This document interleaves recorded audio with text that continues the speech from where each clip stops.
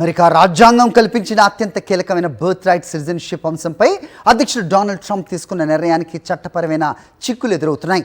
America గడ్డపై జన్మించిన వారికి ఆటోమేటిక్గా పౌరసత్వం లభించే నిబంధనను ఎగ్జిక్యూటివ్ ఆర్డర్ ద్వారా మార్చలేమని న్యాయ నిపుణులు వాదిస్తుండగా తాజాగా సుప్రీంకోర్టు న్యాయమూర్తులు కూడా దీనిపై విముఖత వ్యక్తం చేశారు. ఈ పరిణామం ట్రంప్ సర్కార్కు పెద్ద ఎదురుదెబ్బగానే మారే అవకాశం ఉంది. దీనికి సంబంధించిన పూర్తి వివరాలు ప్రత్యేక కథనంలో తెలుసుకుందాం. అమెరికా రాజ్యాంగంలోని 14వ సవరణ ప్రకారం అమెరికాలో జన్మించిన ఏ వ్యక్తి అయినా సహజ సిద్ధంగా ఆ దేశ పౌరుడిగా గుర్తింపు పొందుతారు. అయితే అక్రమ వలసలను అరికట్టే వ్యూహంలో భాగంగా ఈ నిబంధనను తొలగిస్తూ అధ్యక్షుడు ట్రంప్ సంతకం చేసిన ఆర్డర్పై ఇప్పుడు సుప్రీంకోర్టులో వాడివేడి వాదనలు జరిగాయి.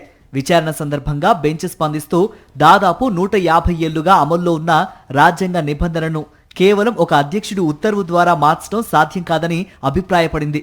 రాజ్యాంగ సవరణ చేయకుండా పౌరసత్వ హక్కులను హరించడం ప్రాథమిక సూత్రాలకే విరుద్ధమని న్యాయమూర్తులు వ్యాఖ్యానించినట్లు తెలుస్తోంది. ట్రంప్ తరపు న్యాయవాదులు వాదిస్తూ పర్యాటక వీసాలపై వచ్చి ఇక్కడ పిల్లలను కనేవారికి, అక్రమంగా సరిహద్దులు దాటి వచ్చేవారికి పౌరసత్వం ఇవ్వటం వల్ల దేశ ఆర్థిక వ్యవస్థపై భారం పడుతోందని పేర్కొన్నారు.